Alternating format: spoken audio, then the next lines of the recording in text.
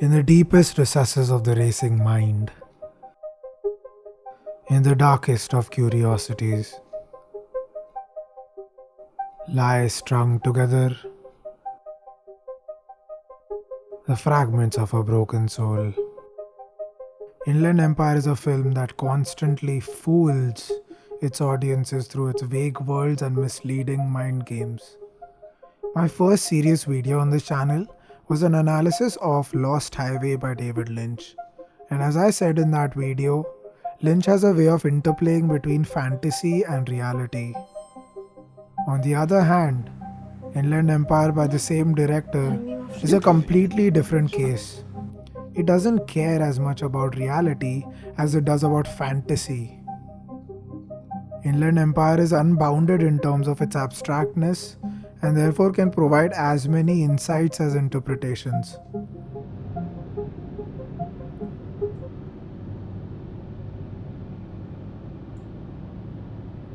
In summary, Inland Empire seems to be about this blonde American woman, Nikki, and how she gets her dream role for On High in Blues Tomorrow, a Hollywood film which is supposedly a remake of an unfinished Polish film titled 47, which suffered the mysterious death of its actors. Therefore, things inevitably turn messy and mysterious, and Nikki's reality is distorted. Therefore, Inland Empire seems to be about Nikki.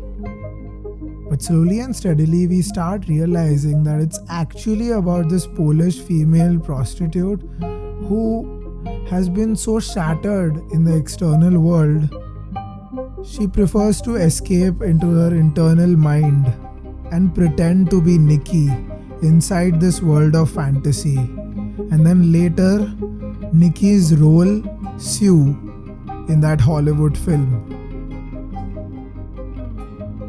And then we get to witness her soul completely fragmenting as some vicious truths appear on the surface, including something about rabbits.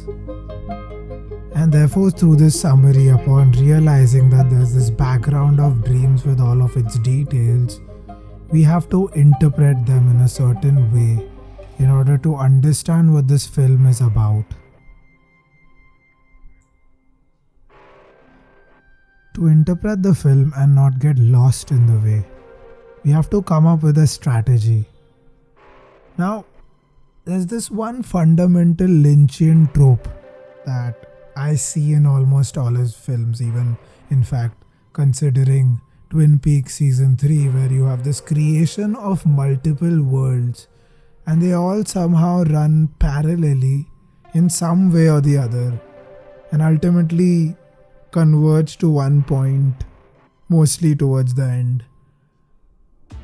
And while in other films they have some loose connections with respect to time, David Lynch's Inland Empire is completely and wildly bizarre.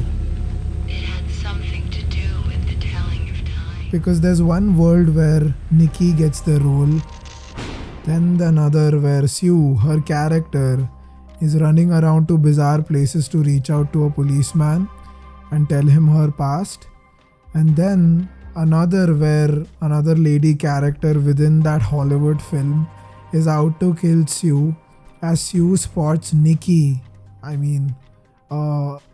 mirror reflection of herself, so to say, and Nikki is found to be roaming around as a prostitute herself. So to make sense of all the fog that is thus created, it would be valuable to see how these worlds interrelate.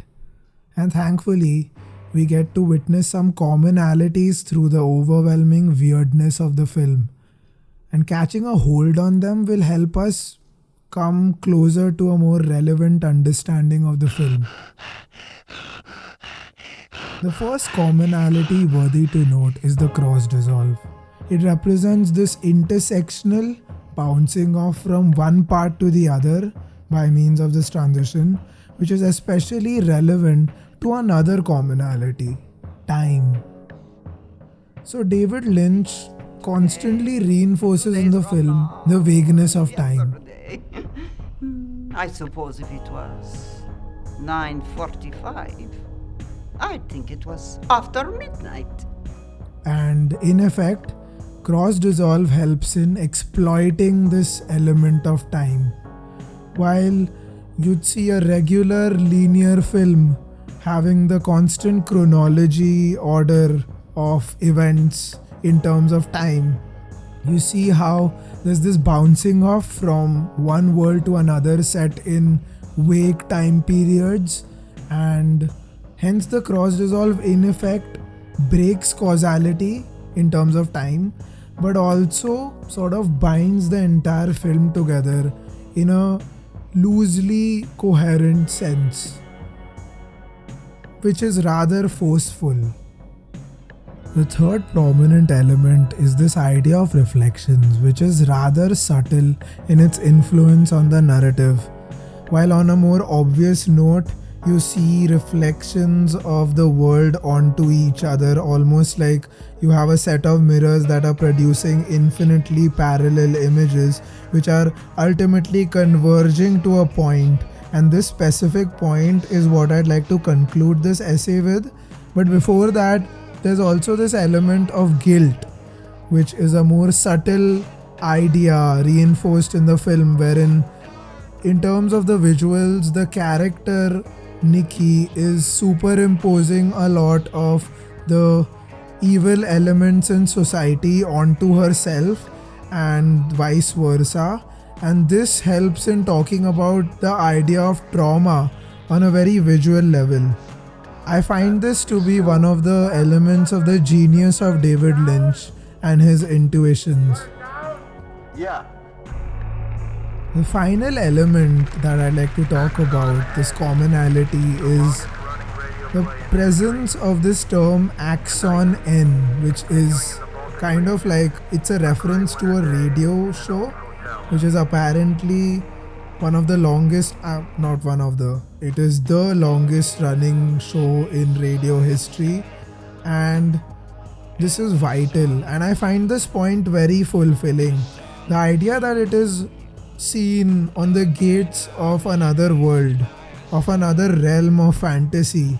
You realize that radio has become, at least in David Lynch's sense, an important gate to an entirely increasing complex world of media.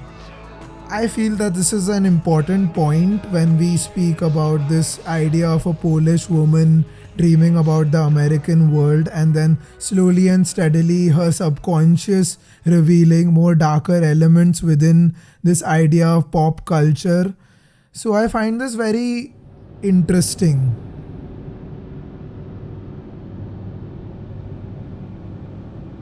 So now that we have all these commonalities sorted, let's look at Inland Empire and its worlds in more precise terms. The first scene shows us a black and white, highly ambiguous scene which seems to be set in subjective reality, giving off relevant purpose to plunge into the bizarre world of the mind, because the main character has seemingly suffered a traumatic incident and therefore has to sort of blur out certain vivid details of the incident. It's almost as if the character is running away from reality. And therefore this becomes a representation of the real world with diluted details but undiluted grief and negative feelings. And there's a connection that is made to the television screen when the character decides to delve into the depths of fantasy.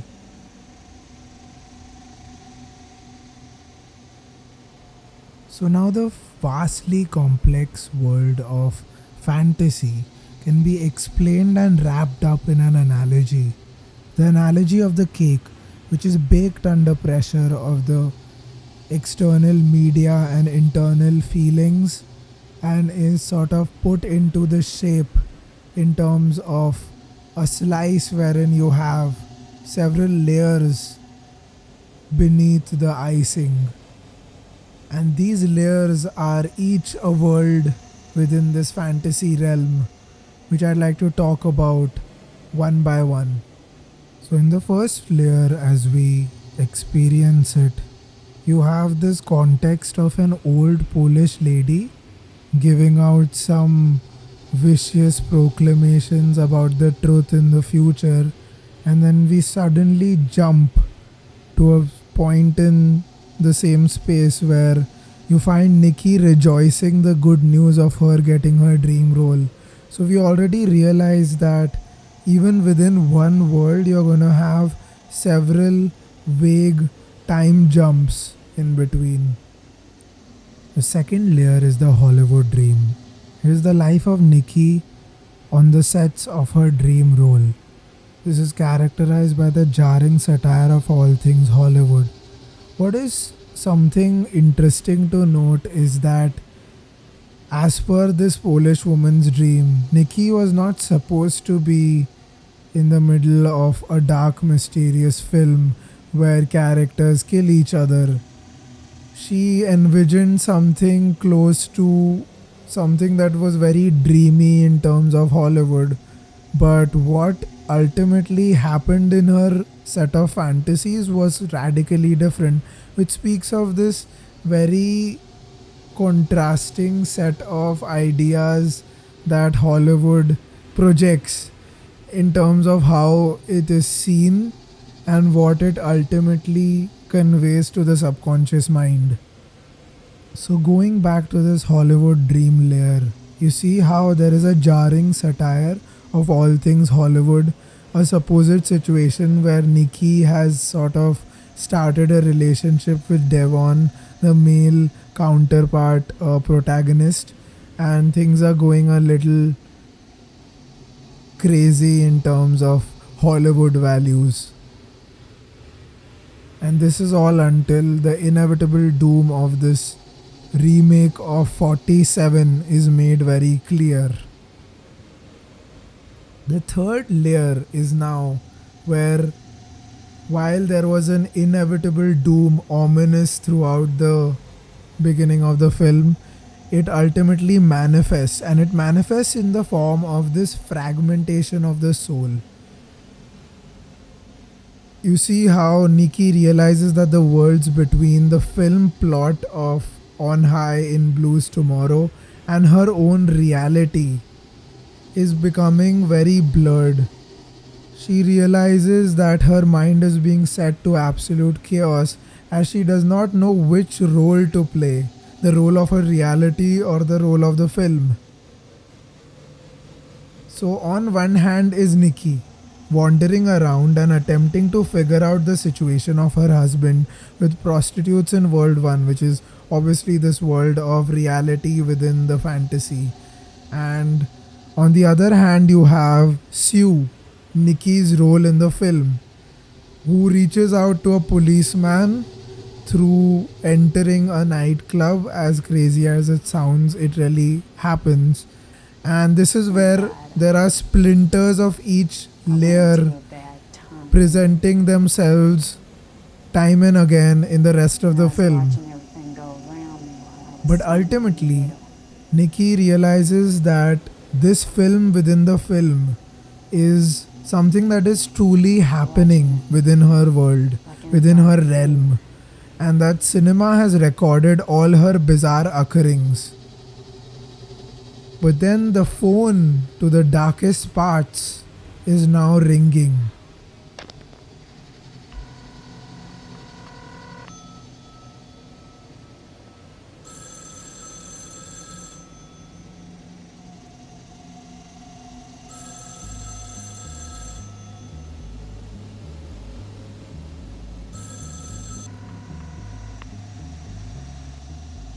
David Lynch's Rabbits is a short film that was shot by him much earlier but found itself in the very heart of the film. I think part of the reason is because it's supposed to be this deepest layer of fantasy.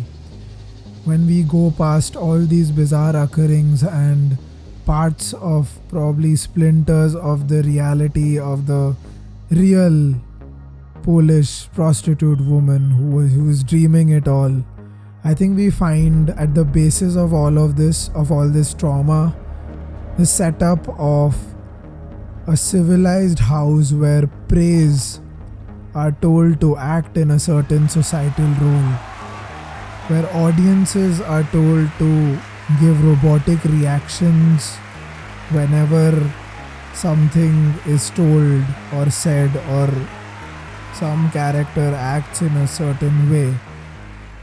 And then this premise becomes, I think, David Lynch's way of showing the cause to everything that's absurd and strange about this world.